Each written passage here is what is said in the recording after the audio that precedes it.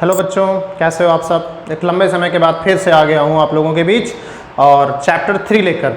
चलिए स्टार्ट करते हैं चैप्टर 3 आज की क्लास में। और चैप्टर का नाम आप सभी को पता ही होगा, एनसीईआरटी के पैटर्न के हिसाब से चैप्टर का नाम है करंट इलेक्ट्रिसिटी। जी हाँ, पहला टॉपिक पढ़ने के बाद आपको जिस चीज़ की याद आई थी, पहला चैप्टर पहला टॉपिक चार्ज को पढ़ने के बाद आपको जिस चीज़ की याद आई थी वो थी करंट। ये यादें आज बहुत दिन बाद पूरी होने वाली हैं और आप लोगों के पास वो शब्द आकर तैयार हो गया करंट। और आज आपकी क्लास जो होगी वो करंट से भरपूर होगी। ईश्वर जाने हम करंट तक पहुंच पाएंगे या नहीं पहुंच पाएंगे, लेकिन इंट्रोडक्शन तो बनता ही है। आज की क्लास का दमदार इंट्रोडक्शन। अच्छा, आपका जो सिलेबस है किस हिसाब से बना, जरा एक छोटा सा इंट्रोडक्शन लीजिएगा। सबसे पहले चैप्टर में आपका जो चार्ज था वो रुका हुआ था। रुका हुआ का मतलब होता है स्टैटिक कंडीशन में था। देखिएगा, बहुत ध्यान से सुनिएगा, चार्ज जो था वो स्टैटिक कंडीशन में था। और चार्ज जब स्टैटिक कंडीशन में था, स्टैटिक कंडीशन का मतलब होता है रुका होना, तो चार्ज के पास कुछ प्रॉपर्टीज थी। वो सारी प्रॉपर्टीज आपने पढ़ी, जैसे फोर्स पढ़ा, फील्ड पढ़ा, ये सब रुके हुए चार्जेस के साथ होती हैं। फोर्स पढ़ा, फील्ड पढ़ा, आपने पोटेंशियल पढ़ा, बहुत ध्यान से सुनिएगा, आपने पोटेंशियल एनर्जी पढ़ी, आपने कैपेसिटेंस पढ़ा। ये जितनी भी चीज़ें आपने पढ़ी ये सब और सब स्टैटिक चार्ज की प्रॉपर्टीज़ थी। जी हाँ, अब आज से इस चैप्टर की जैसे शुरुआत हुई है, चार्ज हमारा स्टैटिक नहीं रहेगा। और चार्ज स्टैटिक नहीं रहेगा तो स्टैटिक का उल्टा क्या हो जाएगा, डायनेमिक हो जाएगा।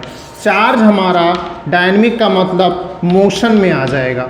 और चार्ज जब हमारा मोशन में आ जाएगा तो क्लास 10 में आपने पढ़ रखा है कि चार्ज जब हमारा मोशन में होता है तो उसे हम क्या कहते हैं, मुझे ज़्यादा बताने की ज़रूरत नहीं है, लेकिन ये जान लीजिए कि आज की क्लास में आप लोग करंट पढ़ेंगे। अच्छा, चार्ज मोशन में भी दो तरीके से होता है, सुन लीजिएगा, ये भी बहुत ज़रूरी चीज़ है, क्योंकि यहाँ पे जो पढ़ने वाले हैं वो एक तरीका पढ़ने वाले हैं। चैप्टर नंबर 3 और चैप्टर नंबर 4, ये दोनों चैप्टर जो हैं वो चार्ज का एक पर्टिकुलर टाइप की मोशन है। और वो मोशन कैसी है, जब चार्ज का एक्सेलरेशन 0 हो, मतलब चार्ज जब मूव करेगा तो एक कांस्टेंट वेलोसिटी से मूव करेगा। ऐसा माना जा रहा है कि इन दोनों चैप्टर्स में वो स्टडी हम करेंगे जब चार्ज सिर्फ और सिर्फ कांस्टेंट वेलोसिटी से मूव करेगा, मतलब उसकी जो मोशन होगी वो यूनिफॉर्म मोशन होगी। तो हमारा चैप्टर 3 और चैप्टर 4 बन के तैयार होगा, जैसे चैप्टर 1 और चैप्टर 2 बन के तैयार हुआ था चार्ज जब रुका हुआ था।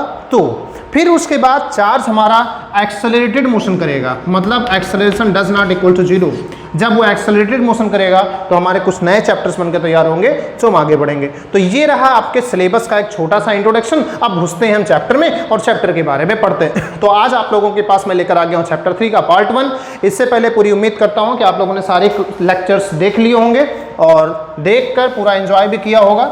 आइए हम लोग अब स्टार्ट करते हैं अपनी असली story, current electricity. Current electricity को कई बार हम लोग इलेक्ट्रोडायनेमिक्स भी कह सकते हैं। कैसे कह सकते हैं इलेक्ट्रोडायनेमिक्स, क्योंकि यहाँ पे जो चार्ज है वो मोशन में है, ठीक। तो इसको हम लोग इलेक्ट्रोडायनेमिक्स भी कह सकते हैं, लेकिन हमारा जो चैप्टर का नाम है हम लोग वही रखेंगे, हम अपने हिसाब से चैप्टर को चेंज नहीं करेंगे। तो आइए देखिए, पढ़ते हैं हम लोग सबसे पहले कंडक्टर के बारे में। इससे पहले भी हम कंडक्टर के बारे में पढ़ चुके हैं, पहले और दूसरे चैप्टर्स में भी। एक बार और कंडक्टर के बारे में पढ़ते हैं। कंडक्टर क्या होता है, ध्यान से सुनिएगा। हमारे पास जो ये कंडक्टर्स होते हैं उनकी खासियत ये होती है कि इनमें होते हैं फ्री इलेक्ट्रॉन्स। क्या होता है इसमें, इसमें होते हैं फ्री इलेक्ट्रॉन्स। सभी जानते हो फ्री इलेक्ट्रॉन्स क्या होते हैं, बोलो भाई। कोई ऐसा बालक तो नहीं बैठा हुआ है, गच्चा कोई ऐसा बैठा तो नहीं है जिसको फ्री इलेक्ट्रॉन्स के बारे में नहीं पता। दिस इज अ कंडक्टर, ठीक है। ये कंडक्टर हमने ले लिया, इसके अंदर फ्री इलेक्ट्रॉन्स होते हैं। ये फ्री इलेक्ट्रॉन्स जो होते हैं ये शांति से नहीं बैठे होते हैं, जैसे आप लोग शांति से बैठे हुए मोबाइल फोन लैपटॉप पकड़कर, वैसे शांति से नहीं बैठे होते हैं। ये इलेक्ट्रॉन्स जो होते हैं ये मोशन करते हैं। और कैसे मोशन करते हैं, तो उसका जवाब है ये रैंडम मोशन करते हैं। रैंडम मोशन का मतलब जिधर भी निकले उधर भी निकले, इधर चला कि इधर चला कि इधर चला, ये ऐसे चलते रहते हैं। जब ऐसे चलते रहते हैं तो ये आपस में टकराते रहते हैं। इनके टकराने को हम बोलते हैं कोलिजन। क्या बोलते हैं इनके टकराने को, हम लोग कोलिजन बोलते हैं।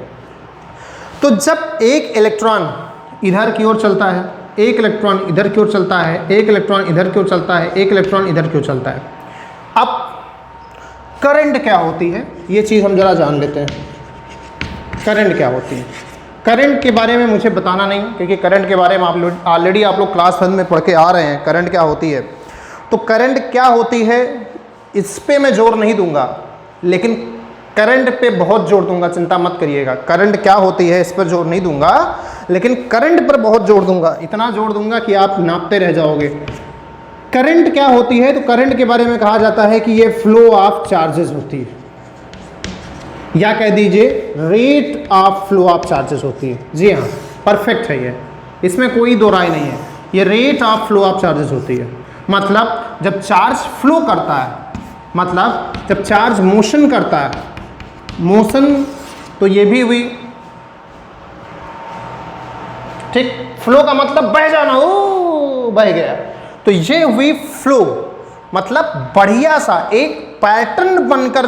देखिए फ्लो शब्द में साफ साफ पता चल रहा है कि फ्लो का मतलब एक पैटर्न बना हुआ है, एक पर्टिकुलर डायरेक्शन में बहा जा रहा है चार्ज, तो उसे कहते हैं फ्लो। तो rate of flow of charges जो होती है वो करंट होती है। मतलब यहां जो इलेक्ट्रॉन्स चल रहे हैं क्या वो करंट नहीं है?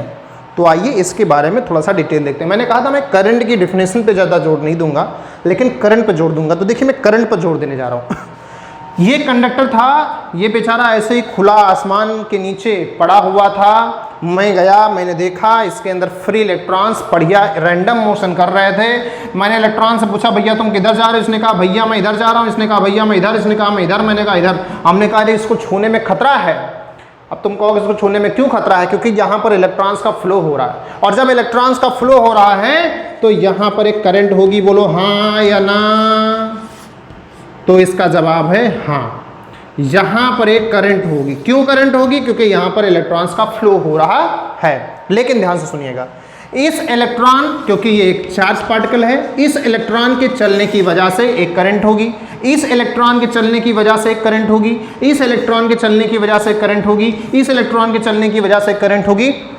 और इन इलेक्ट्रॉन्स, ये जो इलेक्ट्रॉन्स हैं, अगर इनकी वेलोसिटी मान ले हम u1, u2, u3, u4, u5 ऐसे इनकी वेलोसिटीज अगर मान लें, तो ऐसा ऑब्जर्व किया गया है कि इनकी जो इनिशियल वेलोसिटीज है, इनिशियल मतलब अभी इस समय वर्तमान में जो वेलोसिटीज हैं, अगर इनका मीन निकाल लिया जाए, मतलब u1, u2, u3 और इसके अगर n पार्टिकल मान लें और अगर इसको n से डिवाइड कर दें तो ये हो गई मीन वेलोसिटी। तो कहा जाता है कि ये हमेशा जीरो आती है। मतलब इलेक्ट्रॉन्स की जो रैंडम मोशन होती है, जिस समय एक इलेक्ट्रॉन इधर जा रहा था तो कोई ना कोई इलेक्ट्रॉन उसके अपोजिट डायरेक्शन में जा रहा होगा, ऐसा माना जाता है। तो इसलिए सारे इलेक्ट्रॉन्स की जो मीन वेलोसिटी होती है, नॉर्मल कंडीशन में जब इलेक्ट्रॉन इस आसमान के नीचे खुले मैदान में पड़ा हुआ था कंडक्टर, उस समय जो इलेक्ट्रॉन्स की मीन वेलोसिटी होती है इनसाइड अ कंडक्टर, वो क्या होती है? हमेशा जीरो होती है। अब यहां पर यह कहा गया कि क्या मीन वेलोसिटी जीरो हुई तो इसका मतलब करंट भी जीरो होगी। तो आपने यहां पर एक वर्ड यूज किया है रेट ऑफ फ्लो। जब भैया नेट फ्लो ही जीरो है तो करंट जीरो क्यों नहीं होगी? तो उसका जवाब है कि करंट भी जीरो हो जाएगी। इसलिए कोई भी अगर आपके पास कंडक्टर खुले आसमान के नीचे मैदान में पड़ा हुआ मिल जाए तो उसको आप छू सकते हैं, उसको आप गले लगा सकते हैं, उससे आप मोहब्बत अपनी जाहिर कर सकते हैं, उसमें कोई भी सूखा गीला नहीं होगा। क्योंकि अब यहाँ पर नोट करने वाला पॉइंट यह है कि जब भी वेलोसिटी जीरो होगी तो वहाँ पर करंट जीरो होगी, और किसी भी कंडक्टर के अंदर जिसके इंड्स पे कोई भी पोटेंशियल डिफरेंस नहीं मेंटेन किया गया है, कोई भी कंडक्टर जिसके इंड्स पर कोई भी पोटेंशियल डिफरेंस मेंटेन नहीं किया गया है, के इलेक्ट्रॉन्स रैंडम मोशन करते हैं, और जब वो रैंडम मोशन करते हैं तो उनकी नेट वेलोसिटी या मीन वेलोसिटी जो होती है वो इक्वल टू जीरो होती है। इसलिए उसमें कोई भी करंट फ्लो नहीं होती या उसमें कोई भी करंट नहीं होती, जबकि उसमें इलेक्ट्रॉन्स रैंडम मोशन करते हैं। तो कई बार आपके दिमाग में ऐसा क्वेश्चन भी आ सकता है कि इलेक्ट्रॉन जब मोशन में थे तो करंट क्यों नहीं थी? तो उसका जवाब मैंने आपसे बताया, और मैं अपने वादा भी पूरा किया कि मैं करंट पर जोर दूंगा, तो मैंने करंट पर जोर दे दिया। बोलो भाई दिया कि नहीं दिया? जी हाँ, तो मैंने करंट पर जोर दिया। तो ये रही कहानी हमारी करंट की। अब क्वेश्चन ये आता है कि करंट पैदा कैसे होती, करंट चलती कैसे? तो आइए करंट का फ्लो समझते हैं। किसी भी कंडक्टर के अंदर करंट का फ्लो समझते हैं। आप सबको पता है कि करंट का फ्लो कैसे होगा। देखिए हम आपसे पूछे पानी का फ्लो कैसे होगा, तो पानी का फ्लो दो तरीके से हो सकता है। या तो भाई हाई हाइट से लो हाइट की ओर पानी का फ्लो करा दीजिए, हाइट का मतलब हमने फिजिक्स में क्या समझा रखा है, जरा बताइए बड़के भैया। कोई फ़ोन आ रहा है, ज़रा बात कर लें। टिंग टिंग टिंग टिंग टिंग। हेलो, हाँ भैया चलो। तो हम कहाँ पढ़ रहे थे, भूल ही गए। हम पढ़ रहे थे कि पानी कैसे बहता है। पानी बहता है हाई लेवल से लो लेवल की ओर। बात समझे कुछ? हाई लेवल से, जैसे पानी यहाँ है तो अगर ऐसे कुछ बना हुआ है तो पानी इसी में बहता हुआ चला जाएगा, क्योंकि हाई लेवल से लो लेवल की ओर पानी बह जाएगा।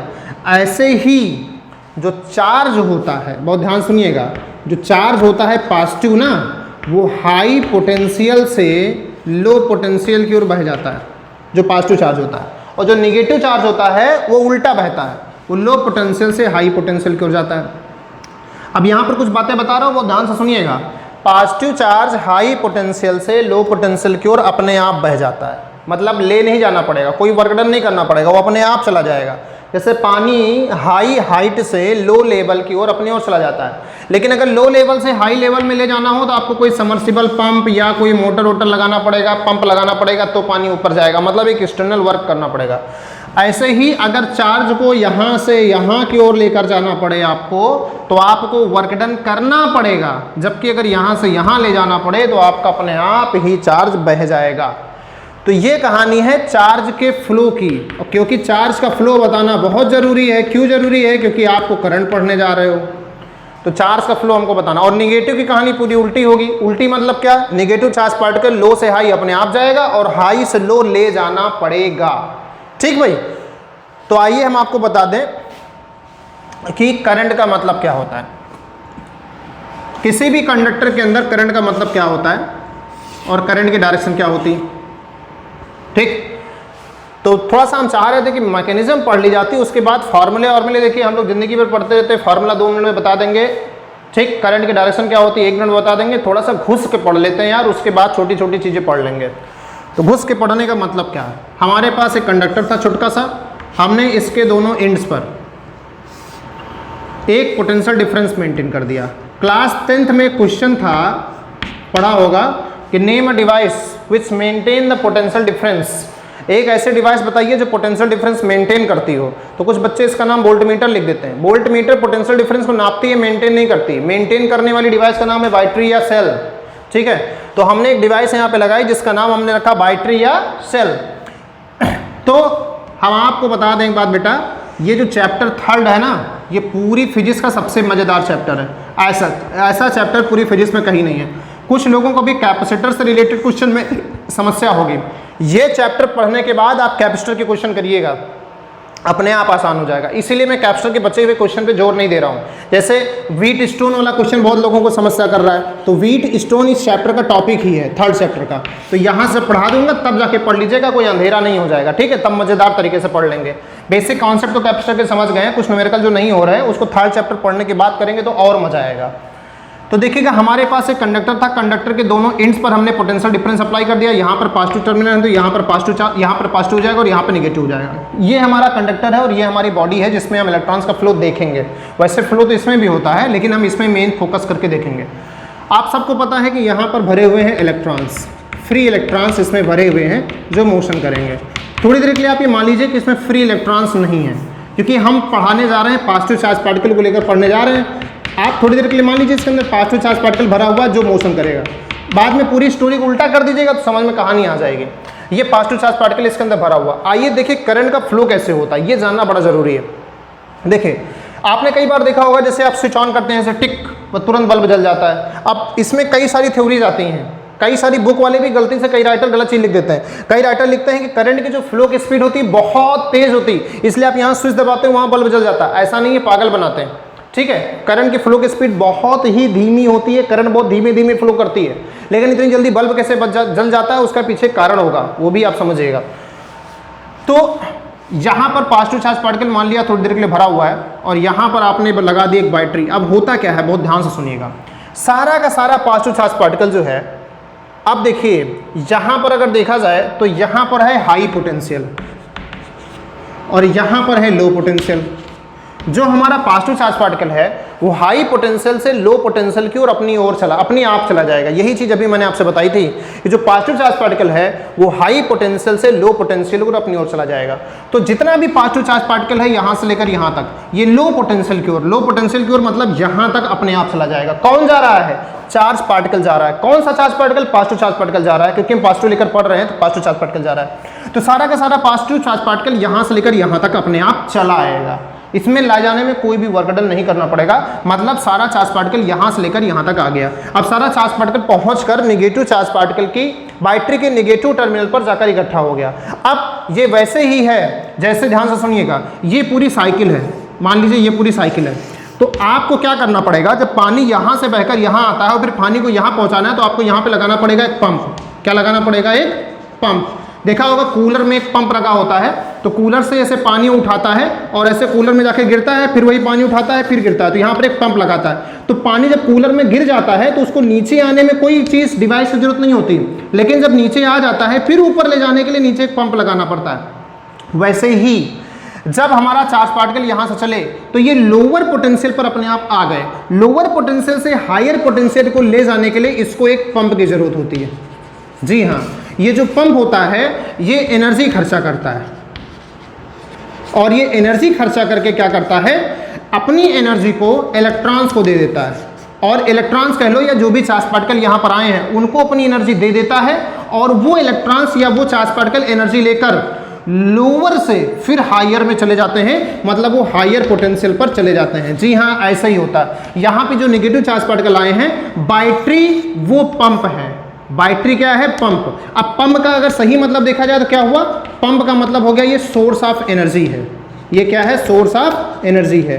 अब आपसे कई बार कई लोग क्वेश्चन पूछ सकते हैं व्हाट इज बैटरी, तो आप लोग कई तरीके से बता सकते हैं कि बैटरी में चार्ज होता है, बैटरी चार्ज का स्टोरेज है, बैटरी पोटेंशियल का स्टोरेज है, नहीं बैटरी करंट का स्टोरेज है, नहीं बैटरी एनर्जी का स्टोरेज है। सब गलत है, केवल एक बात सही है, बैटरी सोर्स ऑफ एनर्जी है, नथिंग एल्स। जीवन भर के लिए इसे याद कर लीजिए, what is battery? Battery is the source of energy and nothing else. Battery का कोई काम नहीं होता, बैटरी का सिर्फ काम होता है चार्ज कैरियर्स को एनर्जी प्रोवाइड करना। ठीक, तो यहां पर वो चार्ज कैरियर्स आ गए, अब ये हो गए बेचारे भिखारी। यहां पर इनके पास हष्ट-पुष्ट ताकत थी, एनर्जी थी, ये यहां से ऐसे चले चले चले चले यहां पे आ गए, बन के भिखारी। अरे बाप रे, हमारे पास कुछ नहीं, कुछ दे दो, भिक्षाम देही भिक्षाम देही। इस बैटरी से भीख मांगने लगे। बैटरी ने कहा ले तुच्छ इलेक्ट्रॉन, ले तुच्छ चार्ज पार्टिकल, थोड़ी सी एनर्जी ले ले, और एनर्जी लेकर तू हायर पार्टिकल वाला, पोटेंशियल वाला पार्टिकल हो जा। और जैसे ये हायर पोटेंशियल वाला हो गया, तुरंत यहां पहुंचा और फिर हाई से लो आया, और लो से हाई, हाई से लो, लो से हाई, हाई से लो, लो से हाई, हाई से लो, नन करंट का फ्लो चालू हो गया। बोलो भैया, करंट समझ में आई नहीं आई? दिमाग में भी करंट फैल गई कि नहीं फैल गई? और रास्ते में अगर तुमने कहीं बल्ब लगा दिया, बहुत ध्यान सुनना, रास्ते में कहीं बल्ब लगा दिया तो इस बल्ब से होकर करंट जाएगी, और बल्ब क्या होगा? लप लप लप लप लप लप लप लप जलता जाएगा। बोलो भाई, तुम्हारे दिमाग का बल्ब जला कि नहीं जला? तो इस तरीके से करंट का फ्लो होता है। एक बार फिर से देखिएगा, positive charge particle high potential से लो पोटेंशियल की ओर अपने आप आ जाते हैं, और लो पोटेंशियल पे पहुंचने के बाद उनकी एनर्जी हो जाती है लो, और लो एनर्जी को वो लोग क्या करते हैं? बैटरी से कहते हैं थोड़ी सी भीख दे दो, हमें थोड़ी सी एनर्जी दे दो। बैटरी उनको एनर्जी दे देती है, और वो इलेक्ट्रॉन्स लोअर पोटेंशियल से हायर पोटेंशियल पे पहुंच जाते हैं, और फिर हायर से लोअर अपने आप आ जाते हैं, और फिर लोअर से भीख मांगकर हायर पे पहुंच जाते हैं। और बैटरी क्या करती है? इसी तरीके से भीख देते देते देते देते देते देते बैटरी हो जाती है कंगाल। बैटरी क्या हो जाती है? बैटरी हो जाती है कंगाल, और बैटरी के कंगाल होने को बोलते हैं बैटरी का डिस्चार्ज हो जाना। और बैटरी के भीख देने को क्या कहते हैं? बैटरी के भीख देने को कहते हैं डिस्चार्जिंग ऑफ बैटरी। बैटरी जब भीख देती है तो बैटरी डिस्चार्जिंग कंडीशन में होती है, ठीक, और धीरे धीरे भीख देते देते देते देते बैटरी की जब सारी एनर्जी खत्म हो जाती है तो बैटरी का E = 0 हो जाता है, तो कहते हैं बैटरी हो गई डिस्चार्ज। तो ये कहानी है। तो यहां से एक बात पता चली कि battery is the source of energy. Battery का काम है चार्ज को एनर्जी देना, और उस फिनोमिना के दौरान बैटरी डिस्चार्ज होती रहती है, और एक समय के बाद बैटरी पूरी तरीके से डिस्चार्ज हो जाती है। तो यहां से चार्ज पार्टिकल यहां पर आते हैं, लेकिन वो यहां से यहां नहीं जाते, और इसलिए सर्किट कंप्लीट नहीं होती, और इसीलिए बल्ब जलना स्टार्ट नहीं हो पाता है। तो इस तरीके से हमारे किसी भी सर्किट में करंट का फ्लो होता है, यहां पर आप लोगों ने देख लिया। अब आते हैं इस चार्ज पार्टिकल के अंदर समझने की कोशिश करते हैं। देखिए, हमारी जो करंट है, कन्वेंशनल करंट, जो हम लोग अपने हर जगह पर यूज करते हैं, इसको हम लोग बोलते हैं कन्वेंशनल करंट, जिस करंट को हम पूरी दुनिया में पढ़ते हैं। कन्वेंशनल करंट हमेशा हाई पोटेंशियल से लो पोटेंशियल को मानी गई है। डायरेक्शन ऑफ करंट की बात कर रहा हूँ। Current is not a vector quantity, very very clear point सुनिएगा, current is not a vector quantity, बहुत ध्यान से सुनिएगा, current is not a vector quantity, current vector quantity नहीं है। करंट की जो डायरेक्शनल है वो कन्वेंशनली ली गई है पॉजिटिव से नेगेटिव की ओर। करंट डायरेक्शन मतलब वेक्टर लॉ ऑफ एडिशन जो होता है उसको फॉलो नहीं करता। मतलब ऐसा नहीं है कि अगर इधर से 5 एम्पीयर की करंट आ रही हो और इधर से 5 एम्पीयर की करंट आ रही हो तो नेट करंट जीरो हो जाएगी, ऐसा नहीं है। मतलब ये वेक्टर लॉ को फॉलो नहीं करती है, इसलिए current is not a vector, current is a scalar quantity. ठीक है, करंट स्केलर क्वांटिटी है, लेकिन इसकी जो डायरेक्शन होती है वो पॉजिटिव से नेगेटिव होती है। लेकिन हमारे पास कई बार एक और करंट की बात करते हैं जो इलेक्ट्रॉन की करंट होती है, जिसको हम लोग इलेक्ट्रॉनिक करंट भी कहते हैं। इलेक्ट्रॉन की करंट होती है, इसको हम इलेक्ट्रॉनिक करंट कहते हैं। उसका अगर कहीं पर स्पेशली इस नाम के साथ जिक्र हुआ हो तो ध्यान रखेंगे, इसको माइनस से प्लस ले लेंगे, ये नेगेटिव से पॉजिटिव की ओर होती है। वास्तव में जो करंट होती है वो नेगेटिव से पॉजिटिव ही होती है, जिसको हम लोग इलेक्ट्रॉनिक करंट कहते हैं। लेकिन हम जो कन्वेंशनली अडॉप्ट करते हैं डायरेक्शन ऑफ करंट, वो हम लोग अडॉप्ट करते हैं ये। हमारे जो इलेक्ट्रोलाइट्स होते हैं उसमें दोनों चार्ज पार्टिकल्स होते हैं, पॉजिटिव भी मूव कर सकते हैं, नेगेटिव भी मूव कर सकते हैं। तो ध्यान रखेंगे, इलेक्ट्रॉन करंट की डायरेक्शन में पॉजिटिव चार्ज पार्टिकल करंट की डायरेक्शन में मूव करते हैं, जबकि नेगेटिव चार्ज पार्टिकल जो होते हैं वो करंट के अगेंस्ट मूव करते हैं। नेगेटिव चार्ज पार्टिकल करंट के अगेंस्ट मूव करते हैं, पॉजिटिव चार्ज पार्टिकल करंट की डायरेक्शन में मूव करते हैं। ठीक, तो ऐसे कुछ करंट की डायरेक्शन होती है जो कि आपको जानना जरूरी है। ठीक है बच्चों, तो कैसा लग रहा है? मज़ेदार लग रहा है ये टॉपिक? नहीं लग रहा है? आप मुझे बताते चलें भाई, एंजॉय करते चलें चैप्टर को। देखिए भैया, कुछ बातें बहुत ज़रूरी हैं फिजिक्स जब आप पढ़ रहे हैं तो। हम तो पसीना पसीना हो रहे हैं भाई, टॉपिक ही ऐसा है। फिजिक्स एक मोहब्बत है, ठीक, कभी पूरी नहीं हो सकती है फिजिक्स, इसलिए इसको मैं मोहब्बत कहता हूँ। ठीक है, तो लेकिन जितना हम जान लें, जितना इसको हम जान लें उतना ही अच्छा है। और मोहब्बत हो जाने के बाद जो बेचैनी होती है ना, वही इस फिजिक्स में बेचैनी हमेशा लगी रहती है। आप जितना सीखोगे उतना बेचैन होते जाओगे, उतना ही बेचैन होते जाओगे इस फिजिक्स की दुनिया में। ठीक है, तो बस वही कहानी है इस फिजिक्स की। तो फिजिक्स एक मोहब्बत है और इसमें आपको डूब के जाना है। ठीक, अब जितना गहराई में आप डूब जाइए उतना ही आपको मज़ा आना है। तो क्यों ना हम गहराई में डूबते ही चले जाएं। अभी हम करंट पर जोर दे रहे हैं, हमने कहा था करंट के डिफिनेशन पे जोर नहीं देंगे, लेकिन हम करंट पे जोर देंगे। तो अभी देखिए हम करंट पर ही जोर दे रहे हैं। अभी देखिए कितने दिनों तक हम करंट पे ही जोर देते रहेंगे। तो देखिए भैया, करंट पे जोर दे रहे हैं।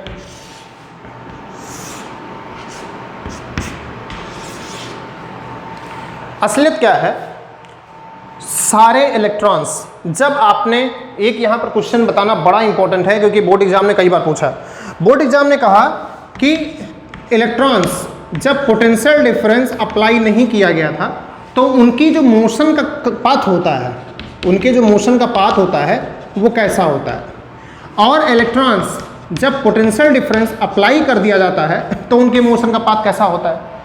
ये क्वेश्चन पूछा गया।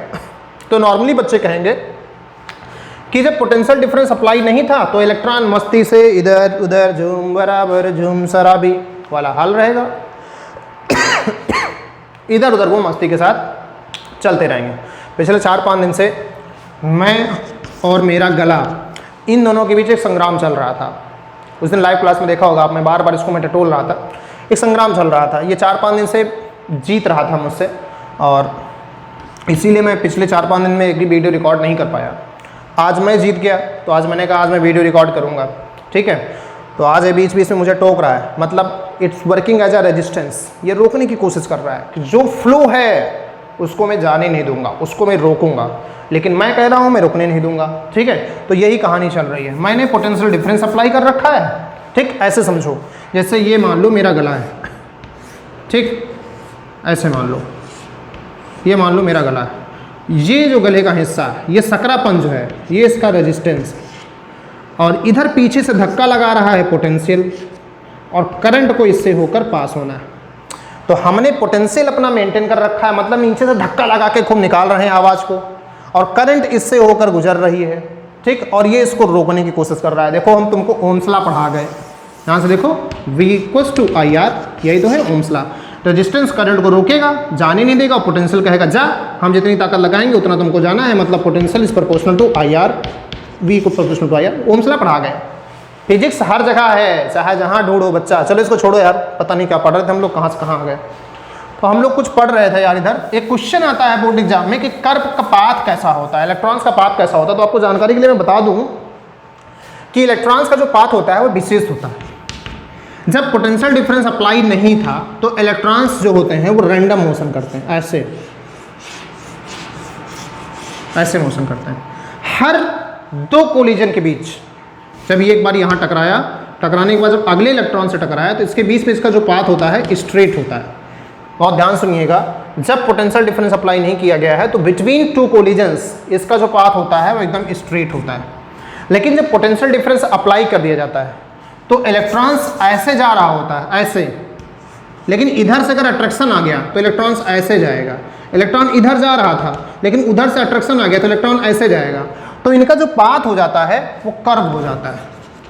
ये बहुत ही अजीब सी बात है। नॉर्मली अगर हम आपसे कहें कि पोटेंशियल डिफरेंस अप्लाई नहीं था तो पाथ कैसा होगा, तो आप कहोगे कर्व हो सकता है। लेकिन जब पोटेंशियल डिफरेंस अप्लाई हो गया तो पाथ कैसा होगा, तो आप कहोगे स्ट्रेट होता है, जो कि गलत है। नॉर्मली बच्चे बोल जाते हैं कि पोटेंशियल डिफरेंस अप्लाई होने के बाद सारे इलेक्ट्रॉन एक तरफ एक साथ मूव करते हैं, जो कि एकदम गलत है। ये चीज़ 100% गलत है, इस चीज़ को फॉलो नहीं करिएगा।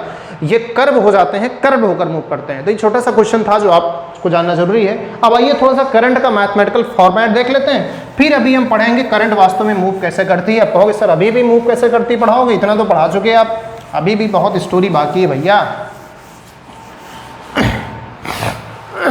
करंट कैसे मूव करती है ये नहीं पढ़ाएंगे, लेकिन charge particle potential difference apply करने पर कैसे मूव करता है जरूर बताएंगे। मैंने तुमको पढ़ाया था कि वेलोसिटी जो हो जाती है उसकी मीन वेलोसिटी इक्वल टू 0 हो जाती है, इसी वजह से उसमें करंट नहीं होती। तो अब अगर करंट होती है, अगर पोटेंशियल डिफरेंस अप्लाई कर दिया तो करंट होती है, इसका मतलब वहाँ पर वेलोसिटी भी होती होगी। तो इसी वेलोसिटी के बारे में मुझे पढ़ना है। एक्चुअली नाम बता देता हूँ, इस वेलोसिटी का नाम होता है ड्रिफ्ट वेलोसिटी। क्या नाम होता है इसका? ड्रिफ्ट वेलोसिटी नाम होता है। बाकी इसकी समरी अभी हम छुपा के रखेंगे, पूरी कहानी इसकी छुपा के रखेंगे। उससे पहले हम करंट के बारे में पढ़ लेते हैं। मैंने कैसे लिंकअप किया ध्यान रखिएगा। मैंने क्या बताया? मैंने बताया कि जब वेलोसिटी 0 थी तो करंट 0 थी, लेकिन जब करंट आ गया इसका मतलब वेलोसिटी भी होगी कोई ना कोई। तो जो वेलोसिटी होगी उसका नाम इन्होंने बताया है ड्रिफ्ट वेलोसिटी। ड्रिफ्ट वेलोसिटी से मेरा मतलब है वो जो कंडक्टर था ना, कंडक्टर के अंदर जो इलेक्ट्रॉन्स चले थे, अभी देखा था ना यहाँ मैंने पढ़ाया था। तो कंडक्टर के अंदर जब इलेक्ट्रॉन्स चले थे या चार्ज पार्टिकल चला था, तो जिस वेलोसिटी से चलता है उसको ड्रिफ्ट वेलोसिटी कहा गया है। उसी ड्रिफ्ट वेलोसिटी के बारे में हम लोगों को पढ़ना है, लेकिन उससे पहले करंट को हम खत्म कर लें, उसके बाद ड्रिफ्ट वेलोसिटी स्टार्ट करेंगे। तो आज आप लोगों को पता चला कि फिजिक्स से ही असली मोहब्बत है ना। फिजिक्स से मोहब्बत कर लो, बेड़ा पार हो जाएगा। डॉक्टर बनना चाहते हो, MBBS करना चाहते हो, फिजिक्स पढ़ लो, ठीक। IIT करना चाहते हो, इंजीनियर बनना चाहते हो, फिजिक्स पढ़ लो।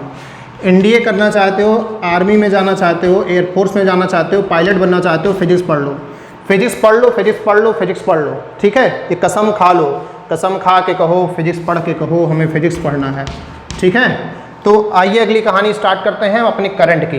करंट के बारे में बताइए भैया। तो current is the rate of flow of electric charges, ठीक है। इलेक्ट्रिक चार्जेस का रेट ऑफ फ्लो है, जिसकी जो डायरेक्शन होती है हाई पोटेंशियल से लो पोटेंशियल की ओर होती है। मतलब पॉजिटिव चार्ज से नेगेटिव चार्ज की ओर, या पॉजिटिव पोटेंशियल से नेगेटिव पोटेंशियल की ओर होती है, या बैटरी के पॉजिटिव टर्मिनल से नेगेटिव टर्मिनल की ओर होती है। करंट एक स्केलर क्वांटिटी होती है, करंट की डायरेक्शन होती है, लेकिन ये वेक्टर क्वांटिटी नहीं होती है।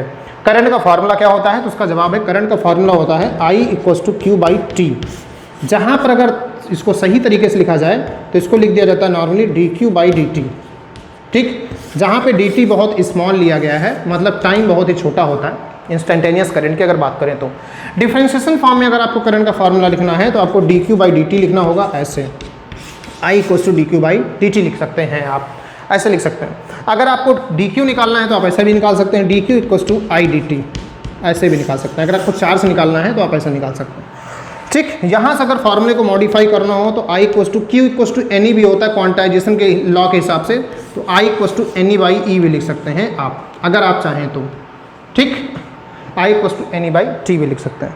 तो ऐसे कुछ छोटे मोटे सवाल हैं जिनका जवाब आपके पास तैयार है, ठीक। अब आइए हमारे पास कुछ क्वेश्चंस हैं, एक दो क्वेश्चन सॉल्व करते हैं जो करंट से रिलेटेड हैं। उसके बाद हम लोग आगे बढ़ेंगे अभी अपने नेक्स्ट टॉपिक पे। देखिएगा, करंट से संबंधित क्या क्वेश्चन है। हमारा अगला टॉपिक है ड्रिफ्ट वेलोसिटी। आप सभी लोग पहले से जान गए होंगे।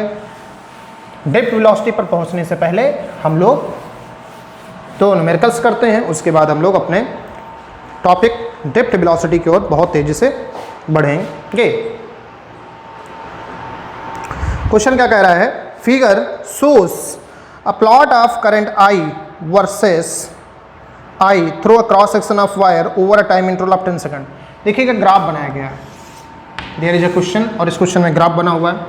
ग्राफ कुछ ऐसा बना हुआ है, इस पे टाइम दिया गया है, इस एक्सिस पे सेकंड में, और यहाँ पे टाइम दिया गया है 5 सेकंड का, यहाँ पे टाइम दिया गया है 10 सेकंड का, और इस एक्सिस पे हमारी करंट दी गई है। करंट और टाइम दिया है, इसका मतलब चार्ज पूछा होगा 100%। करंट की यूनिट आपको बता दूं, करंट की यूनिट एम्पियर होती है, जो मैंने अभी बताई नहीं थी, लेकिन बच्चों वाली बातें इसलिए मैं बताने की कोशिश नहीं करता हूँ। ये 0 हो गया। तो यहाँ पर 5 एम्पियर की करंट है, यहाँ पर 5 सेकंड है, यहाँ पर 10 सेकंड है। क्वेश्चन पूछ क्या रहा है, amount of charge that flows through the wire during this time period.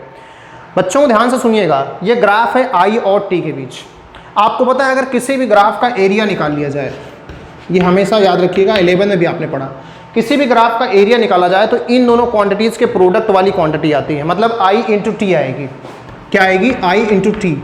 Current into time आएगा, और करंट इंटू टाइम का मतलब क्या होता है? चार्ज आएगा।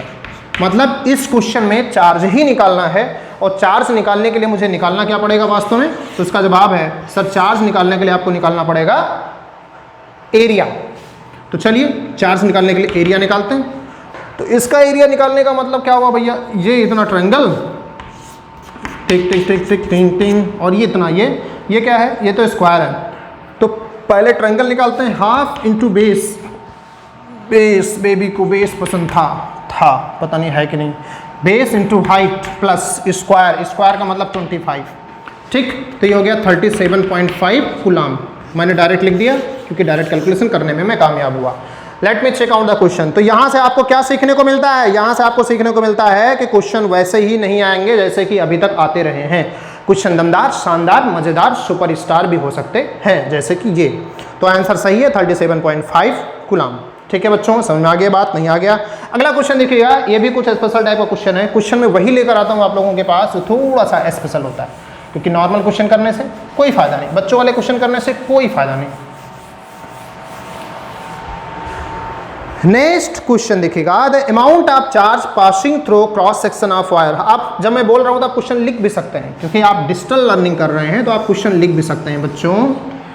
Amount of charge passing through cross section of wire, एक क्रॉस सेक्शन ऑफ वायर है जिससे अमाउंट ऑफ चार्ज पासिंग जो है वो एक इक्वेशन के थ्रू दिया गया है, AT square plus BT plus C, ये दिया गया। Right the dimension formula of ABC। अब डायमेंशन फार्मूला मैं नहीं निकालूंगा, ये 11 का काम है। ठीक है, अगला क्वेश्चन देखिए क्या कह रहा है, if the values of ABC in SI unit, ABC की वैल्यूज दी गई हैं। A इक्वल टू दिया गया है 5 SI यूनिट में है, B इक्वल टू दिया गया 3 और C इक्वल टू दिया गया 1। तो इक्वेशन क्या हो जाएगी जरा देखो, चार्ज वाली, ये हो जाएगी 5t square plus 3t plus 1। ये हमारी इक्वेशन हो जाएगी। बढ़िया है, यही देता है यार तो ठीक रहता है, क्या फ़ायदा इतना बकवास करने से। अब लिखा क्या है, find the value of current at t equal to 5 second. जब समय 5 सेकंड था तो करंट कितनी थी? तो पहले करंट तो निकालो यार। अब कहोगे सर करंट का फार्मूला क्या होता है? तो जी हाँ, मैंने आपको, हुजूर साहब, मेरे भगवान, आपको मैंने करंट का फार्मूला बता रखा है, dq/dt होता है। अब q की वैल्यू पता है, q की वैल्यू पता है, ये देखिए। तो क्या करेंगे आप यहाँ से d/dt लिखेंगे और q की वैल्यू ला के रख देंगे। तो q की वैल्यू कितनी है? 5t square plus 3t plus 1। ठीक है, सबसे मज़ेदार चैप्टर है ये। इसका डिफ्रेंशिएशन करेंगे तो आ जाएगा 10t प्लस 3। तो ये आ गई हमारी करंट का फार्मूला। बोलो भाई, करंट का फार्मूला आ गया। अब कह रहा करंट निकालिए जब समय 5 सेकंड था। तो देखिए करंट निकाल लिया जब समय 5 सेकंड था, 10 × 5 + 3, तो ये हो जाएगा 53 क्या एम्पियर। तो आंसर आ गया, उस कंडक्टर में 53 एम्पियर की करंट फ्लो कर रही थी जब हमारे पास समय था। अब इस इक्वेशन से क्या पता चलता है? इस इक्वेशन से पता चलता है कि जो करंट है वो टाइम डिपेंडेंट है। टाइम डिपेंडेंट करंट का मतलब होता है वेरिएबल करंट। क्या मतलब होता है? Variable current. मतलब करंट समय के साथ जब वेरी करे तो उसका मतलब होता है वेरिएबल करंट। अगर समय 1 सेकंड होता तो यहाँ पर 13 एम्पियर की करंट होती, अगर समय 2 सेकंड होगा तो यहाँ पर 23 सेकंड की करंट होगी, अगर समय 3 सेकंड होगा तो 33 होगी, जैसे 4 सेकंड होगा तो 43 होगी, 5 सेकंड होगा तो 53 होगी। मतलब करंट हर सेकंड पर अलग अलग होगी, ठीक है। तो इसीलिए कहा गया है यहाँ पर करंट जो है वो वेरिएबल है, और जब करंट हमारी वेरिएबल है तो इसको वेरिएबल करंट कहने में क्या गुनाह है भाई, कोई गुनाह नहीं, ठीक है। तो इस तरीके से हमारा करंट नामक टॉपिक हमारा होता है खत्म। अब करंट नापी किस डिवाइस से जाती है, तो उसका जवाब है करंट नापी जाती है एक डिवाइस है जिसका नाम है अमीटर। ये अमीटर और मीटर के बारे में चौथे चैप्टर में पढ़ेंगे बहुत मेहनत के साथ, ठीक है। चले भैया फिर अगला कंटेंट अपना स्टार्ट करते हैं। लंबा कंटेंट है, ड्रिफ्ट वेलोसिटी क्या होती है, हेडिंग डालिए फिर। Drift velocity most important for the board examination. इन सब की जो भूमिकाएं हैं ये सब बोर्ड एग्जाम में इतनी नहीं आती हैं जो मैंने आपको अभी बताई हैं, क्योंकि ये इस चैप्टर को समझने के लिए इंपॉर्टेंट थी, जो कि मैंने आपको समझा दिया। अब बात आती है कि बोर्ड एग्जाम के लिए क्या इंपॉर्टेंट है। तो हमारा जो अगला टॉपिक है जिसका नाम है ड्रिफ्ट वेलोसिटी, वो बोर्ड एग्जाम के लिए बहुत ज़्यादा इंपॉर्टेंट है। इसी टॉपिक के अंदर आपको ये पता चलेगा करंट धीमी चलती है या तेज चलती है। इसको ड्रिफ्ट स्पीड भी कहते हैं कई बार। ड्रिफ्ट वेलोसिटी, देखिए एक चीज़ आप सभी जानते हैं कि जब कंडक्टर के दोनों एंड्स पर कोई पोटेंशियल डिफरेंस मेंटेन नहीं किया गया था तो कंडक्टर के जो इलेक्ट्रॉन्स थे उनकी जो एवरेज वेलोसिटी थी उसका सम 0 था, मीन 0 था। लेकिन जैसे ही आपने कंडक्टर के एंड पर एक पोटेंशियल डिफरेंस अप्लाई किया, वेरी क्लियरली ध्यान से सुनिएगा, पूरी कहानी बहुत ध्यान से सुनिएगा, मैं पहले समझाता हूँ फिर लिखाऊंगा। कंडक्टर के एंड्स पर जैसे ही आपने पोटेंशियल डिफरेंस अप्लाई किया, जो इलेक्ट्रॉन जहाँ था वैसे ही वो लो पोटेंशियल से हाई पोटेंशियल को फ्लो होना चालू हो जाएगा, क्योंकि इलेक्ट्रॉन नेगेटिव चार्ज पार्टिकल है, उल्टा फ्लो होता है। तो वो लो पोटेंशियल से हाई पोटेंशियल को फ्लो होना चालू हो जाएगा। एक इलेक्ट्रॉन जैसे ही लो पोटेंशियल से हाई पोटेंशियल को फ्लो होना चालू होगा, उसके ऊपर एक फोर्स लगा है, तभी तो फ्लो होना चालू हुआ। वो फोर्स कौन सा है, तो उसका जवाब है वो फील्ड फोर्स है, वो इलेक्ट्रोस्टैटिक फोर्स है। उस फोर्स ने उसको खींचा। जब फोर्स लगता है तो आप ये कभी भी कह नहीं सकते कि एक्सेलरेशन नहीं रहा होगा। तो जो फोर्स लगा तो एक्सेलरेशन हुआ। एक्सेलरेशन हुआ तो इलेक्ट्रॉन की एक नई वेलोसिटी आ गई। पहले इलेक्ट्रॉन की वेलोसिटी दूसरी थी, अब इलेक्ट्रॉन की वेलोसिटी दूसरी है। ये जो वेलोसिटी है इसकी डायरेक्शन भी नई है, इसका मैग्नीट्यूड भी नया है। एकदम क्लियरली एक एक बात को चाहे तो नोट करते चलिए, चाहे तो पकड़ते हुए चलिए। इलेक्ट्रॉन की नई वेलोसिटी है क्योंकि इलेक्ट्रॉन एक नई डायरेक्शन में जा रहा है। इलेक्ट्रॉन की वेलोसिटी का एक नया मैग्नीट्यूड है, क्यों? क्योंकि वो तेजी से बढ़ेगा, क्योंकि एक्सेलरेट हो गया। तो वेलोसिटी का एक नया मैग्नीट्यूड भी है, मतलब एक नई स्पीड भी है। अब ये जो स्पीड्स हैं, बहुत सारा इलेक्ट्रॉन होगा उस कंडक्टर के अंदर, सारे इलेक्ट्रॉन्स की जो स्पीड्स हैं, मतलब पहले इलेक्ट्रॉन की स्पीड मान लेता हूँ v1 हो गई है, पहले वाली नहीं, पहले वाली तो u1 थी। दूसरे इलेक्ट्रॉन की स्पीड v2 हो गई है, तीसरे इलेक्ट्रॉन की स्पीड v3 हो गई है, v4 हो गई है, v5 हो गई। ऐसे मान लिया n इलेक्ट्रॉन्स हैं तो स्पीड vn हो गई है। इन सारी स्पीड्स का जो एवरेज है वो हमारा कहलाता है drift velocity. Average of all velocities, definition note कर लीजिए ड्रिफ्ट वेलोसिटी की।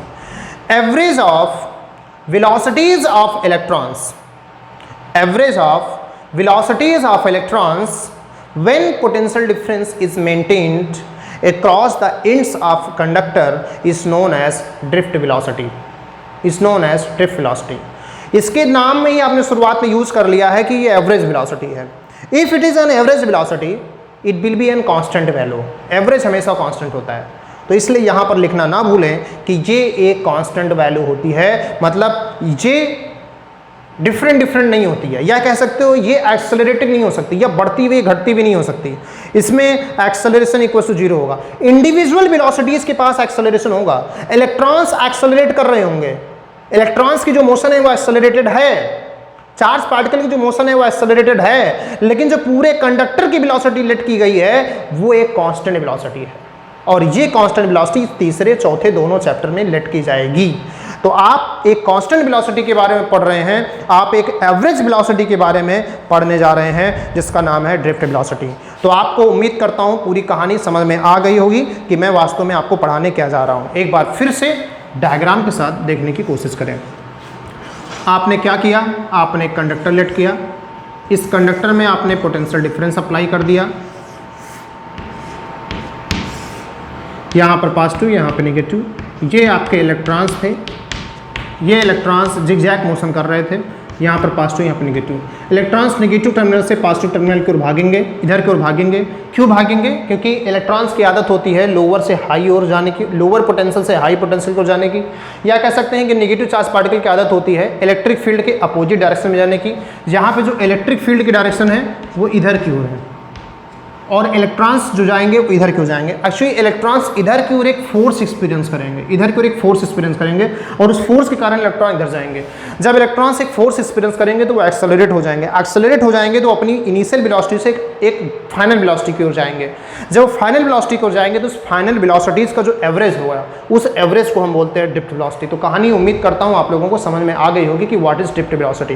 कहने का मतलब ड्रिफ्ट वेलोसिटी को अगर मैं वीडी से डिनोट करूँ और यहाँ पर इलेक्ट्रॉन्स की जो वेलोसिटीज हो गई हैं वो v1, v2, v3 और अगर यहाँ इलेक्ट्रॉन की संख्या vn मान लिया जाए तो ड्रिफ्ट वेलोसिटी का मतलब कुछ ये निकलेगा कि सारी वेलोसिटीज़ जो फाइनल वेलोसिटीज़ हैं v1, v2, v3 इन सब का जो एवरेज होगा वो हमारा ड्रिफ्ट वेलोसिटी होगा। तो आइए हम इस vd को निकालने की कोशिश करते हैं, इसका फार्मूला ड्राइव करने की कोशिश करते हैं। ठीक है भाई, तो सबसे पहला काम क्या है? सबसे पहला काम आप जानते हैं कि यहाँ लिखिएगा वी नो दैट, लिखना ना बोले, इनकी जो इनिशियल वेलोसिटी होती है un या u मान लीजिए, इसकी जो इनिशियल वेलोसिटी थी u मतलब u1 plus u2 u3 up to un upon n, ये हमेशा जीरो रही है। इसमें कोई बताने की मुझे ज़रूरत तो नहीं, इसकी वैल्यू हमेशा से कितनी रही है? जीरो रही है। किसी भी इलेक्ट्रॉन की वेलोसिटी निकालने जा रहे हैं, किसी भी इलेक्ट्रॉन की वेलोसिटी निकालने के लिए फर्स्ट इक्वेशन ऑफ मोशन की जरूरत पड़ेगी v equals to u plus at। वहाँ पर मुझे एक्सेलरेशन की जरूरत पड़ेगी, तो हम एक्सेलरेशन निकालने जा रहे हैं। एक्सेलरेशन निकालने के लिए फोर्स की जरूरत पड़ेगी, तो सबसे पहले हम फोर्स निकालेंगे। तो यहाँ पे लिखेंगे electrostatic force acting on moving electron. जो इलेक्ट्रॉन जा रहा था उसके ऊपर इस इलेक्ट्रिक फील्ड की वजह से जो फोर्स लगेगा उसको आप इलेक्ट्रोस्टैटिक फोर्स कह सकते हैं। उस इलेक्ट्रोस्टैटिक फोर्स की जो वैल्यू होगी वो कितनी होगी? उसकी वैल्यू होगी EQ। F equals to EQ होता है ना, तो E और Q कितना होता है इलेक्ट्रॉन का? तो E के बराबर होता है। तो आपको जो फोर्स हुआ F इक्वल्स टू EE हुआ।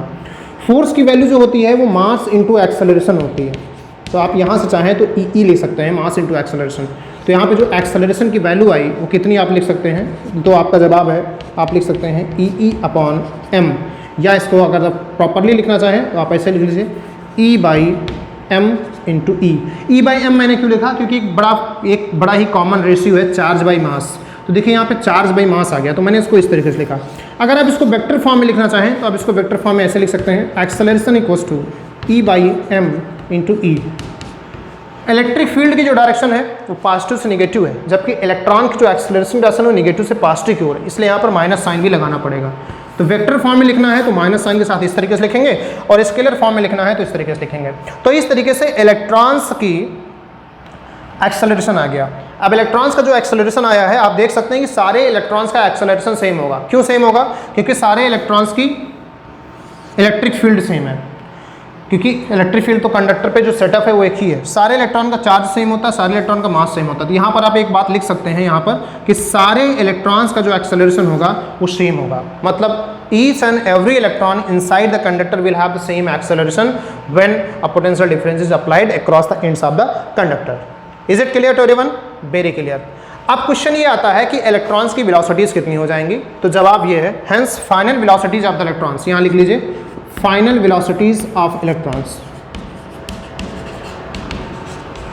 Final velocities of electron. तो पहले इलेक्ट्रॉन की अगर फाइनल वेलोसिटी की बात करें तो उसकी फाइनल वेलोसिटी हो जाएगी v1 equals to u1 plus a। मतलब भाई फर्स्ट इक्वेशन ऑफ मोशन से अगर देखा जाए तो v equals to u plus a t। अब यहाँ पर आपको बताना बहुत ज़रूरी है t के बारे में, टाइम। बच्चों बहुत ध्यान से सुनिएगा, इलेक्ट्रॉन कब एक्सेलरेट होगा? तो इसका जवाब है इलेक्ट्रॉन कब एक्सेलरेट होगा। बहुत ही डीपली देखिएगा, पहले एक बार कूल हो जाइए, आपने जितना पढ़ा है उसको एक बार अपने दिमाग के अंदर स्टोर होने दीजिए थोड़ी देर के लिए, तब आप इस टाइम के बारे में पढ़िएगा, क्योंकि ये कोई ऐरा गैरा टाइम नहीं है, ये बहुत विशेष टाइम है और इसके बारे में जानना समझना बहुत ही इंपॉर्टेंट है। तो हल्का सा कूल हो जाइए, चिल्ड हो जाइए, अगर नहीं हो पा रहे तो जाके रेफ्रिजरेटर के अंदर घुस जाइए, फ्रीजर के अंदर बैठ जाइए थोड़ी देर, उसके बाद निकल के आइए, वीडियो देखिए, ठीक। तो मैं क्या बताने जा रहा हूँ, एक टाइम के बारे में बता रहा हूँ। इलेक्ट्रॉन जब यहाँ से चलता है, जैसे इधर गया तो इस इलेक्ट्रॉन से टकराया, तो बीच का जो ये रास्ता था, इलेक्ट्रॉन इसी बीच के रास्ते में सिर्फ एक्सेलरेट हो सकता है, क्योंकि यहाँ पे टकराने के बाद ये बेचारा एक्सेलरेट नहीं हुआ, टकराने के बाद ऐसे गया, टकराया, लड़ गया। देखो यहाँ से बीच में क्या हुआ, टकराने, इसको यहाँ बीच में एक्सेलरेट होने का मौका मिला, ऐसे अब लड़ गया, तो यहाँ पे डी एक्सेलरेट हो गया। इसीलिए मीन वेलोसिटी का कॉन्सेप्ट आया है, अदरवाइज मीन वेलोसिटी का कॉन्सेप्ट नहीं आता। अगर इलेक्ट्रॉन हमेशा एक्सेलरेट होता रहता तो एक एक्सेलरेटेड वेलोसिटी का कॉन्सेप्ट आता। इलेक्ट्रॉन एक्सेलरेट भी होता, टकराने के बाद अपनी एक्सेलरेशन या गेन की गई वेलोसिटी को खो भी देता, इसीलिए मीन वेलोसिटी का कॉन्सेप्ट आया था। तो इलेक्ट्रॉन टकराता कब है, तो उसका जवाब है टू सक्सेसिव कोलिजन्स के बीच, टू सक्सेसिव कोलिजन के बीच इलेक्ट्रॉन टकराता है, टू सक्सेसिव कोलिजन्स के बीच इलेक्ट्रॉन टकराता है, सॉरी, टू सक्सेसिव कोलिजन के बीच इलेक्ट्रॉन एक्सेलरेट होता है। अब दो सक्सेसिव कोलिजन के बीच अगर इलेक्ट्रॉन एक्सेलरेट होता है तो देखो दो टकराव, एक इलेक्ट्रॉन यहाँ टकराया, फिर यहाँ से चला यहाँ टकराया, तो इन दोनों टकराव के बीच इलेक्ट्रॉन कैसे रहा, तो उसका जवाब है इलेक्ट्रॉन सुकून से रहा। दोनों टकराव के बीच इलेक्ट्रॉन किस हालात में था, इलेक्ट्रॉन सुकून से था, और सुकून के समय में इलेक्ट्रॉन को मौका मिला एक्सेलरेट होने का। तो ये जो एक्सेलरेशन है ये सिर्फ और सिर्फ दो कोलिजन्स के बीच में होगा, इस कोलिजन के दौरान नहीं, इस कोलिजन के दौरान नहीं, ये सिर्फ और सिर्फ दो कोलिजन्स के बीच में होगा। और दो कोलिजन्स के बीच में जो समय है, इसका मतलब वही समय यहाँ पे लिया जा सकता है, क्योंकि एक्सेलरेशन भी उन्हीं दोनों कोलिजन्स के बीच हुआ है। तो यहाँ पे जो समय लगा है उसको हम बोलते हैं सुकून के पल।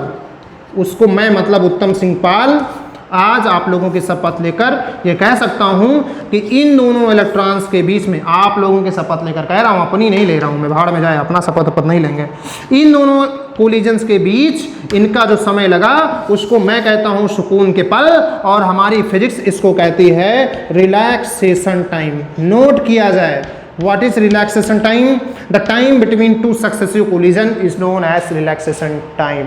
The time between two successive collision is known as relaxation time. What happened during relaxation time? तो electron gets accelerated during relaxation time. Electron को मौका मिलता है accelerate होने का during relaxation time, and this relaxation time is denoted by tau. अब कहोगे ये किस पे डिपेंडेंट होता है, तो डिपेंडेंट होगा इलेक्ट्रॉन्स की डेंसिटी के ऊपर, और इलेक्ट्रॉन की डेंसिटी किस पे डिपेंडेंट होगी, मटेरियल के नेचर के ऊपर। तो सीधा सीधा बोलो टाउ किस पे डिपेंडेंट होगा, तो टाउ डिपेंडेंट होगा इलेक्ट्रॉन मटेरियल के ऊपर, सीधा इलेक्ट्रॉन नहीं मटेरियल के ऊपर डिपेंडेंट होगा। ज़्यादा अगर वहाँ पर इलेक्ट्रॉन्स हुए तो टकराने की गुंजाइश ज़्यादा हो जाएगी, बहुत ज़्यादा हो गए तो डुक डुक डुक डुक इधर लड़ा उधर लड़ा इधर लड़ा उधर लड़ा इधर लड़ा उधर लड़ा, ये वाली गुंजाइश हो जाएगी। तो ज़्यादा भीड़ तो ज़्यादा टकराएगा, तो रिलैक्सेशन टाइम घट जाएगा। तो रिलैक्सेशन टाइम का मतलब होता है, टाउ से नोट किया जाता है, रिलैक्सेशन टाइम का मतलब होता है सुकून के पल। दो टकराव के बीच का समय ही रिलैक्सेशन टाइम है, और इसी टाइम के दौरान हमारा जो पार्टिकल था वो एक्सेलरेट हुआ था, इसलिए यहाँ पर पहले पार्टिकल का रिलैक्सेशन टाइम हम टाउ 1 ले लेंगे, ठीक। इसी तरीके से जो दूसरी वेलोसिटी है उसका फार्मूला हमारा जो निकलेगा वो निकलेगा u2 = a टाउ 2। एक्सेलरेशन सबका सेम होगा, इसलिए a1 a2 नहीं लिया जा रहा। क्यों सबका सेम होगा मैं यहाँ बताया जा चुका हूँ। v3 कितना होगा, तो v3 हो जाएगा u3 + a टाउ 3। इसी तरीके से vn कितना हो जाएगा, तो जवाब है un हो जाएगा un + a टाउ n। तो इसी तरीके से आपने n इलेक्ट्रॉन्स की वेलोसिटी निकाल ली। अब ऊपर वाले फॉर्मूले में जो सबसे ऊपर लिखा हुआ है Vd = uv1 + v2 + v3 + v3 + v3 + v3 whatever is written ऊपर, अगर उस फार्मूले में हम ड्रिफ्ट वेलोसिटी का फार्मूला रख दें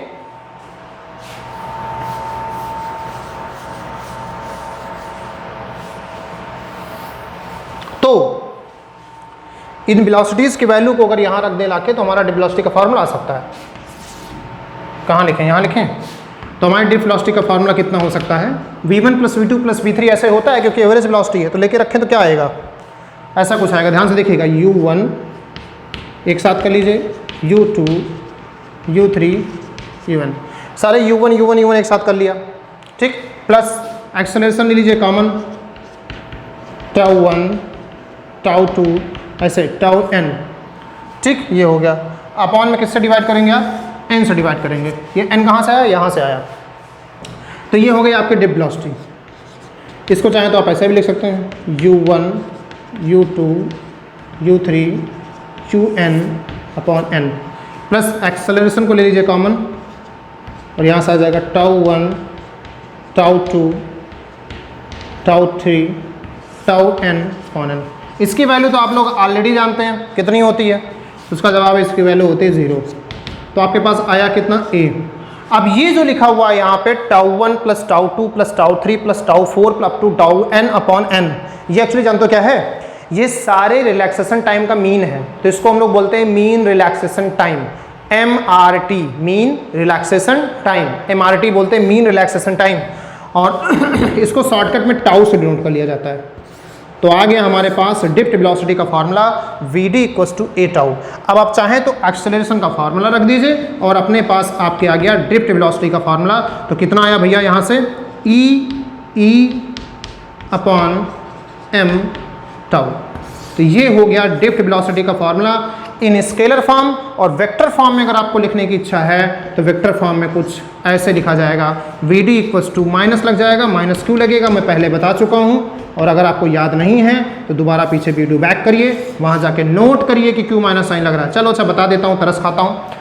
माइनस साइन इसलिए लगा है क्योंकि इलेक्ट्रॉन्स की जो वेलोसिटी है वो इधर की ओर है, जबकि जो इलेक्ट्रिक फील्ड है वो इधर की ओर होती है, पॉजिटिव से नेगेटिव की ओर, इसलिए यहाँ पर माइनस साइन लगा है। वेलोसिटी, ड्रिफ्ट वेलोसिटी और इलेक्ट्रिक फील्ड दोनों दूसरे के अपोजिट हैं। तो ड्रिफ्ट वेलोसिटी का ये फार्मूला निकल आया। इस फार्मूले को हम कहेंगे महा इंपॉर्टेंट फार्मूला, महा इंपॉर्टेंट फार्मूला कहेंगे। और पूरा चैप्टर 3 का सबसे इंपॉर्टेंट फार्मूला यही है। चैप्टर 3 जो है वो भी 2 हिस्सों में बटा है, जैसे चैप्टर 2 बटा था, ठीक है। तो पहला जो हिस्सा है उसमें इसी फार्मूले की राज शाही चलेगी, मतलब जहां भी कुछ भी करना है तो इस फार्मूले की परमिशन के बिना यू कांट डू, ठीक है। तो इस फार्मूले पर डिपेंडेंट होकर आपको चलना है। तो ये फार्मूला आप रट लीजिए, Vd = E upon m tau, रट लीजिए, ठीक है। अब आगे बात आती है, इस फार्मूले पे थोड़ा सा डिस्कशन करते हैं। ये फार्मूला तो आ गया, एग्जाम में आ जाएगा, तो इस फार्मूले के बारे में आप कर लीजिएगा, लिख दीजिएगा, ठीक है। अब सवाल ये आता है, इस फार्मूले के बारे में थोड़ा सा पढ़ने की कोशिश करते हैं, है ना।